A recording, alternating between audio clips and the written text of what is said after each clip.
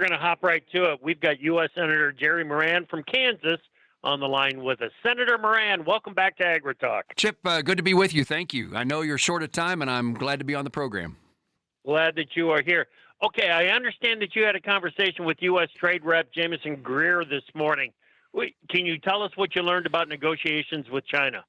A little bit of everything in that conversation, but I chair the appropriations subcommittee that funds USTR, so Ambassador Greer was kind enough to spend some time in my office. We probably were there for nearly an hour, and I invited the chairman of the Senate Ag Committee, Senator Bozeman, and the chairman of the Ag Appropriations Subcommittee, Senator Hoeven, to join me, and so it was a good conversation, mostly focused on trade as it relates to farmers and ranchers in the United States.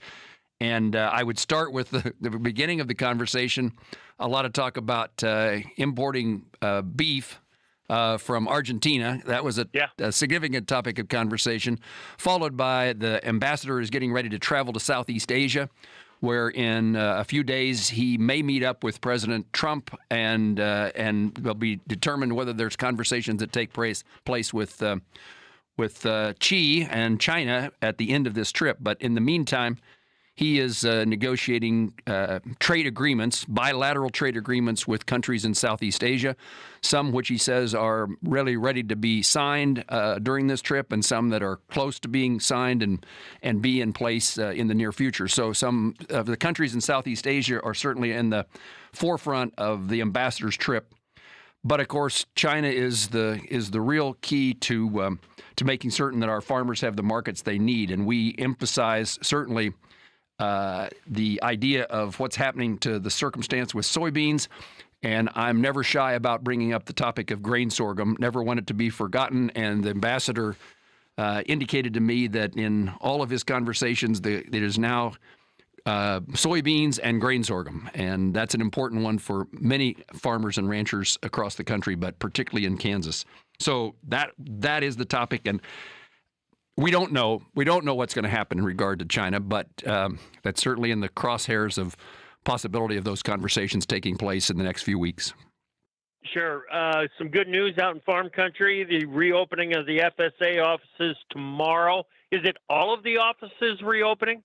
That's the way I understand it, and that is good news. This gives us a chance there for farmers to have the conversations and proceed to get the checks, the assistance that comes from ARC or PLC, dating back to the 24 year. And I had a farmer call me from Northwest Kansas. I left my card at a grain elevator when I was out there a couple of weeks ago, and he had a check that he just needed endorsed by FSA, and he couldn't get it done. We called him today to say, if you go in on Thursday or Friday, they'll be open and they can endorse your check. It's just small things and big things, and we're glad to have that open. It will entitle also any disaster payments that are tied to CCC, non-ad hoc disaster payments, to be processed as well, and that's really important at this point. Yeah, it's just day-to-day operations for a lot of the guys out there. They do need those signatures. Marketing loan programs, are those going to be available? That's the way I understand it. I mean, I guess we'll see a bit as this opens, and the government shutdown is still a challenge, and we talked about this when I was last on your program.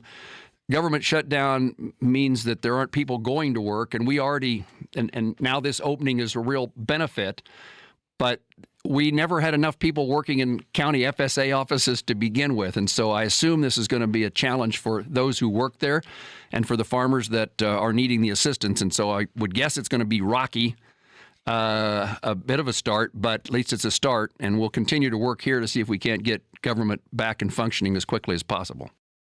All right, give me 30 seconds on your message from cattlemen out in Kansas to President Trump about the beef plans. Well, a resounding rejection of the idea that we need to be importing more beef. I mean, there would be those who would say, let the markets take place, let them work their way out. But I would say, 58% of the receipts in ag receipts in Kansas come from livestock, meaning that even most of our producers in cultivated crop land still raise cattle. And that's been the one bright spot that we've had. And so is cattle, and a time in which the crop side is so bad.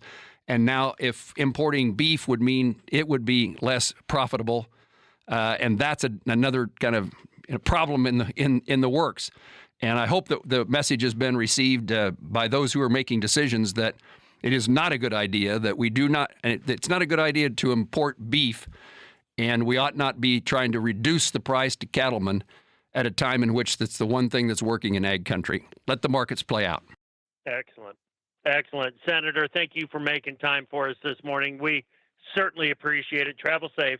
I thought maybe we'd hear from Secretary Rollins, is why I was thinking that 11:15 for Eastern time would work, but we haven't heard what she was presumably going to say this morning. Not yet. We haven't. I've been watching the news myself, Senator. All right. Thank you. Thank you. All right. You bet. Senator Jerry Moran from Kansas.